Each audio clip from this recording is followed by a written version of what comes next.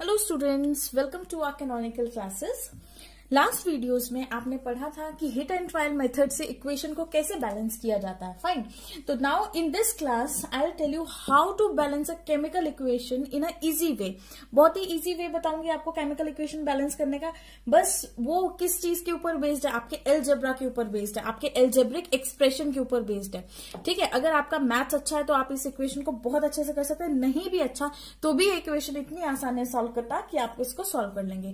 Fine, तो हम इस मेथड का पहले नाम लिखते हैं, that is algebraic expression. Algebraic method लिखते हैं, एक्सप्रेशन नहीं लिखेंगे, एल्जेब्रिक मेथड। फाइन, तो इससे हम इक्वेशन बैलेंस करना स्टार्ट करते हैं। तो चलिए जरा करते हैं पहले इक्वेशन बैलेंस। फर्स्ट इक्वेशन में लेती हूं C2H4 plus O2 gives you CO2 plus H2O। Okay, ये आपके पास सिंपल एक इक्वेशन है। सबसे पहले तो आपने करना क्या है, इन इक्वेशन को बॉक्सेस में डालिए, इन सबको बॉक्सेस में डालेंगे। C2H4 ये एक उसका बॉक्स लो, मैंने ड्रॉ कर दिया। फाइन, प्लस O2 लीजिए, इसका भी बॉक्स हमने ड्रॉ कर दिया, प्लस CO2 इसको भी बॉक्स में डाल दिया, प्लस H2O इसको भी हमने बॉक्स में डाल दिया। ओके, क्लियर है, ये सभी हमने बॉक्सेस में डाल दिए। अब एलजेब्रा होता क्या है, जिसमें हम वेरिएबल यूज करते हैं, जैसे कि एक्स, वाई या फिर जेड, या हम A, B, C, P, Q, R, S, इस तरह के कोई भी एल्जेब्रिक एक्सप्रेशन हम यूज करेंगे उसको हम एलजेब्रा बोल देते हैं। तो आपने क्या करना है, ये जितने भी आपके पास रिएक्टेंट एंड प्रोडक्ट्स हैं इनको अपने नंबर से डिनोट कर देना है। फॉर एग्जाम्पल, मैं कोई दूसरे कलर का पेन ले रही हूं, मैं सपोज इसको बोलती हूं ए, मैंने इसको ए बोला, ये बी है, इसको सी ले लिया और इसको डी ले लिया। क्लियर है, आपको क्लियर हो जाए इसलिए मैं उसको और अच्छे से दिखा रही हूं। तो देखिए आपके पास क्या है, ए, बी, सी एंड डी, इस तरह के आपके पास फॉर्मुलेशन है। क्लियर है, तो अब हमें करना क्या है, देखिए ध्यान देना, बहुत अच्छे से समझ में आएगा आपको। ए की सबसे पहले तो हम कार्बन को बैलेंस करते हैं। कार्बन को क्या, सबसे पहले हम ए को बैलेंस करते हैं। हमें क्या करना है, सबसे पहले हम इसमें से वो एक ऐसा कंपाउंड ढूंढेंगे जिसके अंदर मैक्सिमम नंबर ऑफ एटम्स होंगे। फाइन, तो देखिए यहाँ पे सबसे ज्यादा नंबर ऑफ एटम्स तो मुझे इसके अंदर लग रहे हैं, है ना। तो मैक्सिमम एटम्स इसी में है, मैक्सिमम एटम्स इसी में है। तो let A is equal to 1। ये बात भी आप वेरी इंपॉर्टेंट आपको याद रखनी है, जिसके अंदर भी आपको मैक्सिमम एटम्स मिलेंगे आप उसको क्या अज्यूम कर लेंगे, 1 अज्यूम कर लेंगे। फाइन, क्लियर है, इस इक्वेशन को इजी करने का तरीका है। फिर से मैं रिपीट करती हूं, आपको क्या करना है, आपने इस पूरी इक्वेशन के अंदर ऐसा कंपाउंड देखना है जिसमें maximum number of carbon atoms present हो। तो इस पूरी इक्वेशन के अंदर maximum number of carbon atoms इसके साथ प्रेजेंट थे। अब इसके साथ maximum number of carbon atoms present होने की वजह से क्या होता है कि आपने इसको ए को 1 अज्यूम कर लिया। क्लियर है, तो अब स्टार्ट करते हैं सॉल्व करना। तो देखिए पहले हम सॉल्व करते हैं। सी कितना है, 2, और सी के साथ क्या है, ए, तो हम इसको लिखेंगे 2a। क्लियर है, क्योंकि सी 2 था, इसके साथ ए था, मैंने लिख दिया 2a। अब इसी सी को बैलेंस कर रहे हैं अभी हम। इसके बाद सेकेंड सी मुझे प्रोडक्ट में मिल रहा है, वो किसके इक्वल है, उसके साथ क्या लगा हुआ है, सी। क्या ये बात क्लियर है। फिर से C2 था तो मैंने 2a लिख दिया, C1 था तो मैंने सिंपल C लिख दिया। यहां से मुझे पता है a की वैल्यू क्या है, 1, तो a की अगर वैल्यू 1 है तो मैं a की वैल्यू 1 पुट करूं, 2 into 1 is equal to C, इसका मतलब 2 इज इक्वल टू C। तो C की वैल्यू क्या आ गई आपके पास, 2। ओके, यहां से आपके पास C की वैल्यू फाइंड आउट हो गई। फर्स्ट, ये आपका फर्स्ट था। चलिए सेकेंड की तरफ मूव करते हैं, सेकेंड स्टेप की तरफ मूव करते हैं। ये फर्स्ट स्टेप है, सेकेंड स्टेप में अब हम चलते हैं, किसके पास चलते हैं, हाइड्रोजन के पास चलते हैं। ठीक है, ए कितना है, 4a, इसको हम क्या लिखेंगे, 4a। अब यहां पे हाइड्रोजन कितने हैं, इज इक्वल टू 2d, ये तो है 2d तो है। ठीक है, तो अब इसको बैलेंस करिए। ए की वैल्यू आपको पता है कितनी है, 1, 4 into 1 is equal to 2D। ये सबको क्लियर है? यहाँ पे D मैंने 2 क्यों लिया है? क्योंकि 2 हाइड्रोजन है तो D कितना हो जाएगा? 2 ही तो हो जाएगा। D रिप्रेजेंट कर रहा है यहाँ पे हाइड्रोजन को, और यहाँ पे 4 हाइड्रोजन थे तो इसलिए A के साथ मैंने क्या लगा दिया? 4। 4A इज इक्वल टू, इस साइड रिएक्टेंट लिखना है, इस साइड प्रोडक्ट लिखना है, तो 4A कितना हो गया? किसके इक्वल हो गया? 2D के इक्वल हो गया। तो 4 into 1 is equal to 2D, तो 4 इज इक्वल टू 2D। 2 इससे मल्टीप्लाई हो रहा है, यहां जाके डिवाइड होगा तो D is equal to 4/2। Cancel out करिए, ठीक है। तो यहाँ पे D की वैल्यू क्या आ रही है आपकी? 2। D की वैल्यू कितनी आ जाएगी आपके पास? 2 आ जाएगी, ठीक है। चलिए थर्ड की तरफ मूव करते हैं। अब हम, हमारे पास A भी आ गया, D भी आ गया, C भी आ गया। अब हम फाइंड आउट करते हैं B। ऑक्सीजन कितने हैं? 2, तो हम यहाँ पे लिखेंगे 2B, ठीक है, इज इक्वल टू का साइन लगाएंगे। रिएक्टेंट का लिखने के बाद इस साइड आपकी लेफ्ट हैंड साइड सारे रिएक्टेंट लिखने हैं, राइट हैंड साइड आपने प्रोडक्ट्स लिखने हैं, ओके। तो रिएक्टेंट में एक ही ऑक्सीजन था, सॉरी 2 ऑक्सीजन थे बी के साथ, तो मैंने 2 भी लिख दिया। अब यहां पर देखिए आपकी इस साइड, आपकी प्रोडक्ट वाली साइड कितने ऑक्सीजन है टोटल? पहले तो 2 सी के साथ है तो 2C लिखा, प्लस का साइन लगा दिए क्योंकि बीच में प्लस है। फिर D अकेला सिंगल D है। ये आपकी यहाँ पे अलजेब्रिक इक्वेशन ये बनी 2B is equal to 2C plus D। Clear है सबको यहाँ तक? तो चलिए फिर अब देखिए, अब मेरे पास किस किस की वैल्यू, मेरे पास D की भी वैल्यू गिवन है, ठीक है, C की भी वैल्यू है, और A तो हमें इसमें है ही नहीं गिवन। तो करते हैं find out. 2B is equal to 2 into C। C कितना है? 2 इंटू 2। C की वैल्यू 2 की बनाइए, ठीक है, प्लस D कितना है? ये भी 2 है, यहाँ पे 2 प्लस कर दीजिए, तो कितना आ गया? 2 2 4 प्लस 2, और ये आ गया 2B। क्लियर है? तो 2B is equal to 6, B is equal to 6/2, B is equal to 6/2। Cancel out करिए, इसको 3 लिखा, तो इसका मतलब आपकी जो B है वो क्या, B कितनी हो जाएगी? B is equal to 3। आपके पास 3 आ गई। क्लियर है ये? अब हम क्या करेंगे, इस पूरी इक्वेशन को बहुत अच्छे से लिखते हैं, ठीक है। पूरी इक्वेशन से पहले हम ये जितने भी हमने अलजेब्रिक एक्सप्रेशन यूज करे थे ABCD उसको लिखते हैं। तो देखिए A क्या आया है मेरा? A तो मैंने 1 अज्यूम किया था, ठीक है। B मेरा क्या आया है? B मेरा क्या आ गया? 3 आ गया। C क्या आया है मेरा? C 2 आ गया, और D क्या आया है मेरा? D भी 2 आ गया, ओके।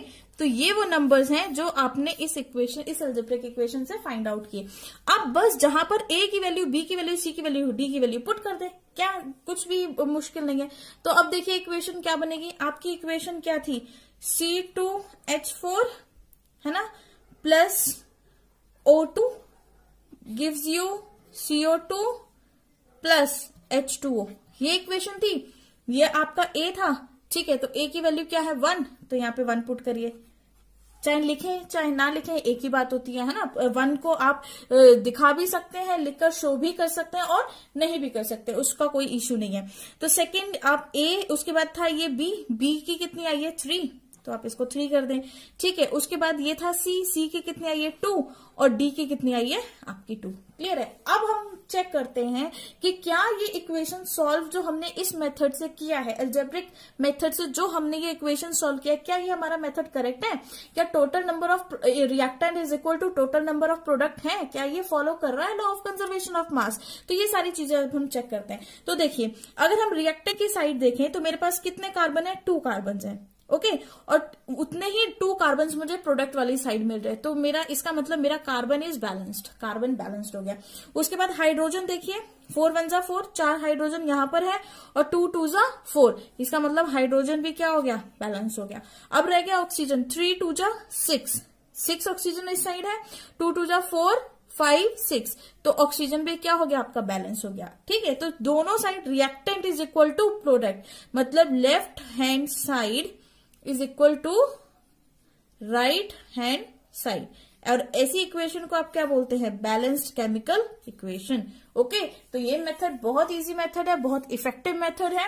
आप थोड़ा सा ध्यान दें और इसको बहुत ही अच्छे से पढ़ें। चलिए स्टूडेंट्स, आपने फर्स्ट इक्वेशन सॉल्व कर ली। अब उसी तरह से हम अपनी सेकेंड इक्वेशन को भी सॉल्व करते हैं, ओके। तो सेकेंड इक्वेशन हम ले लेते हैं, aluminium plus O2 gives you Al2O3। अब इसको बैलेंस करके देखते हैं, वही सेम फंडा। इसको हम क्या ले लेंगे? A, इसको क्या ले लेंगे? B, इसको क्या ले लेंगे? C, ठीक है, या आप XYZ लें तो भी कोई प्रॉब्लम नहीं है, PQRS लें तो भी कोई प्रॉब्लम नहीं है, जैसा आपको कंफर्टेबल लगे आप उसके अकॉर्डिंग ले लें, कोई दिक्कत नहीं है। फाइन, तो चलिए स्टार्ट करते हैं। तो यहाँ पे सबसे नंबर ऑफ एटम्स हमें किसके अंदर लिख रहा है, इसके अंदर दिख रहा है, मैक्सिमम एटम्स प्रेजेंट है, मैक्सिमम एटम्स प्रेजेंट, ठीक है, मैक्सिमम एटम्स प्रेजेंट है, तो लेट सी को क्या अज्यूम कर लेंगे अब हम 1, क्योंकि हमारे पास मैक्सिमम एटम जहां पे होते हैं उसी नंबर को हम क्या ले लेते हैं, 1 ले लेते हैं, ठीक है। तो चलिए अब स्टार्ट करते हैं। अब सबसे पहले हमारे पास A, यहां पर एक ही एल्यूमिनियम है, तो A इज इक्वल टू, यहां पे कितने एल्यूमिनियम है, 2, A is equal to 2C, और C की वैल्यू मुझे पता है, C इज इक्वल टू 1, तो मैं यहां वैल्यू पुट करती हूँ, A is equal to 2 into 1, तो answer is A is equal to 2, ये आपका एक आंसर आ गया। फाइन, ठीक है, ये हमारा फर्स्ट था।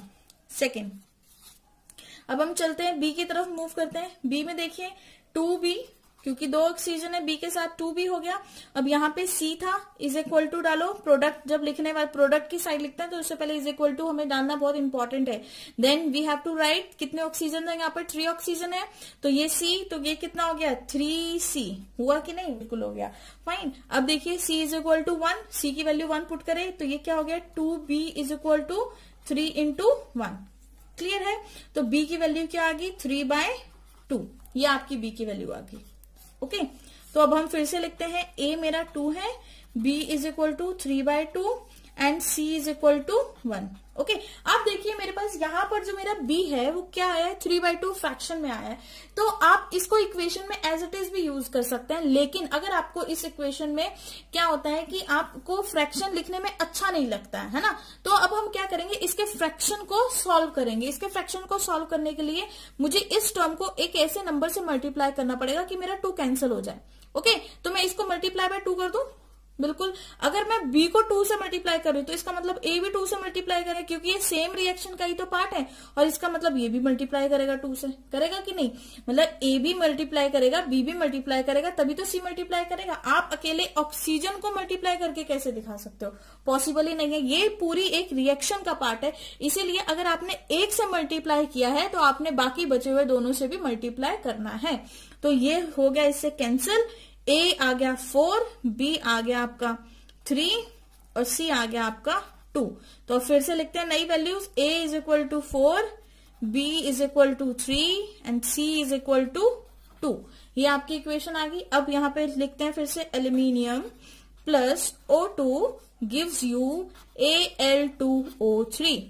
फाइन, तो यहां पर A जो था हमारा, मतलब ये A था, ये B था, ये C था। A is 4, after that B is 3 and C is 2। अब देखिए जरा, अब हम फिर से वही देखते हैं कि क्या हमारे पास total number of reactant is equal to total number of product है या नहीं। तो देखिए एल्यूमिनियम आपके रिएक्टेंट वाली साइड पे लेफ्ट हैंड साइड पे 4 है, और ऑक्सीजन आपकी साइड पे कितने हैं, 3 2 जा 6, ये 4 है, ये 6 है। यहाँ पे एल्यूमिनियम देखिए 2 2 जा 4, और ऑक्सीजन क्योंकि 2 आगे लगा हुआ है तो ऑक्सीजन भी तो काउंट होगा, है ना। एल्यूमिनियम के आगे 2 है, इसका मतलब 2 एल्यूमिनियम इसके और 2 एल्यूमिनियम ये। ऑक्सीजन के आगे भी 2 है तो ऑक्सीजन का 2 भी काउंट होगा, 3 भी काउंट होगा, ठीक है।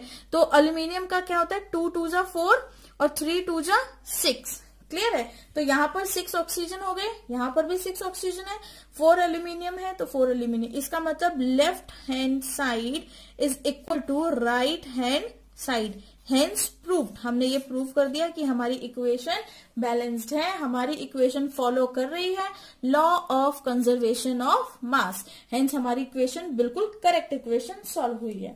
फाइन,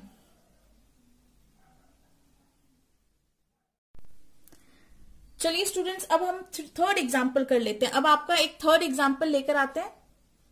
फाइन, थर्ड एग्जाम्पल से अब हम स्टार्ट करते हैं आपकी रिएक्शन। तो थर्ड एग्जाम्पल आपका क्या होगा, देखो थर्ड एग्जाम्पल हम लेते हैं FeBr3 प्लस H2SO4, यहाँ पे dilute H2SO4 यूज करेंगे तो बनेगा Fe2SO4 का होल थ्राइस प्लस HBr। अब आपने इस इक्वेशन को सॉल्व करना है। फाइन, मैं आपको इजी इक्वेशन भी सॉल्व करके दिखा रही हूँ। जैसे मैंने लास्ट जो एग्जांपल किया था एल्यूमिनियम वाला, वो इक्वेशन इजी थी। अब ये इक्वेशन थोड़ी सी कॉम्प्लेक्स लग रही है देखने में, क्योंकि यहाँ पर ये आ गया इस वजह से। ठीक है, तो हम इसको भी बहुत आसानी से उसी मेथड से सॉल्व करेंगे।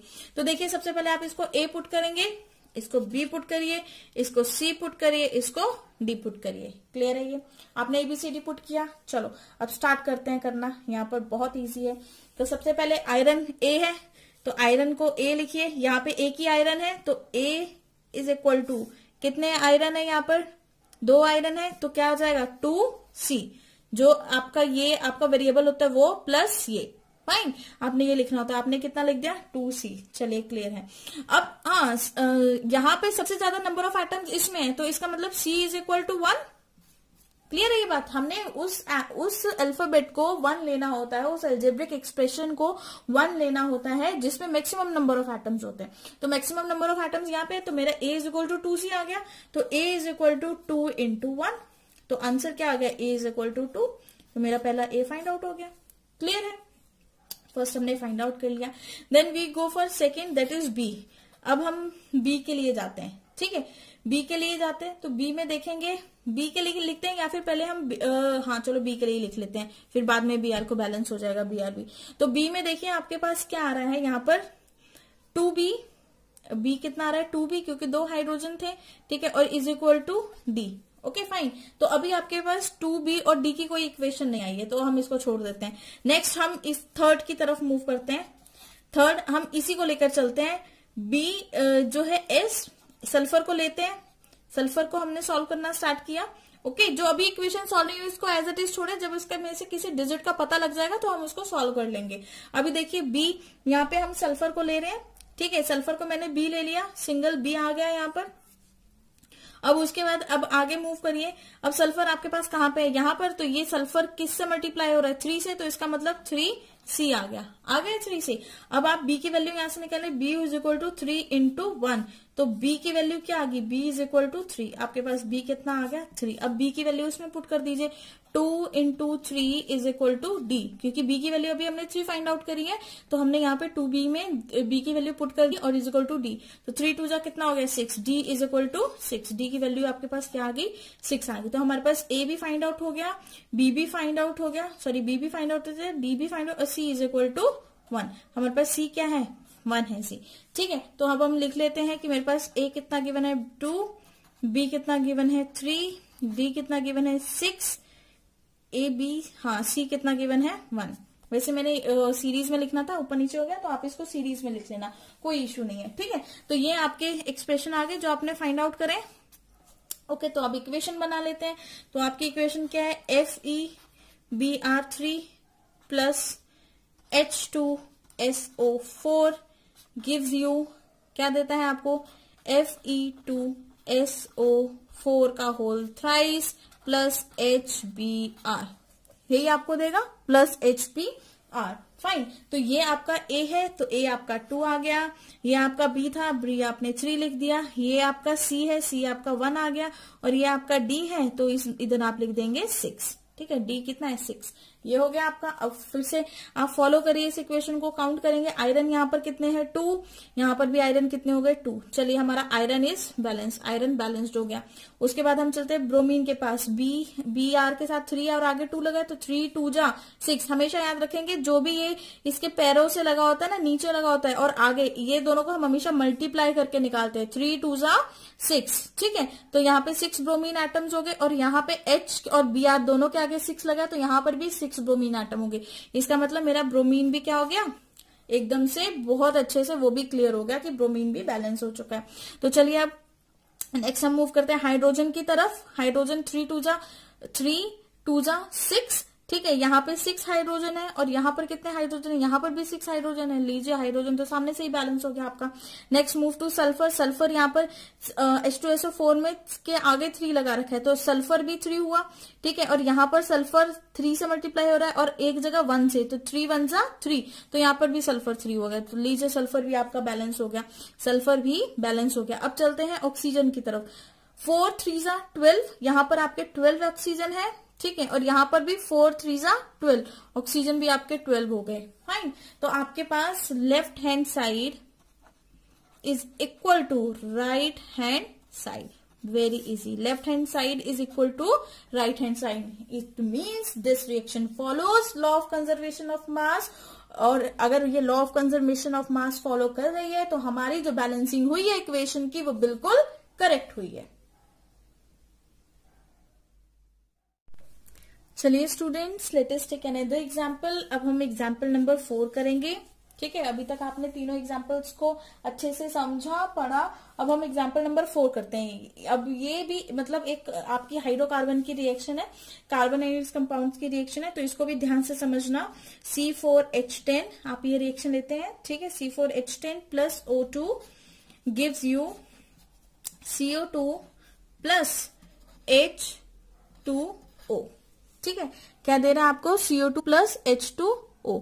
आपके पास ये इक्वेशन आ गई। फाइन, तो चलिए अब स्टार्ट करते हैं। फिर से हम इसको नंबरिंग करते हैं। पहले हम इसको A करते हैं, इसको B करते हैं, इसको C करते हैं और इसको D करते हैं। ठीक है, मैं अलग कलर से आपको इसे लिख के दिखा रही हूँ सो दैट कि ये इसके साथ मिक्सअप ना हो जाए। तो चलिए सबसे पहले A स्टार्ट करते हैं। सबसे पहले हमें फाइंड आउट करना है कि भाई मैक्सिमम नंबर किस में। तो इसमें आपके पास मैक्सिमम नंबर्स है, maximum number of atoms, maximum number of atoms है इसमें।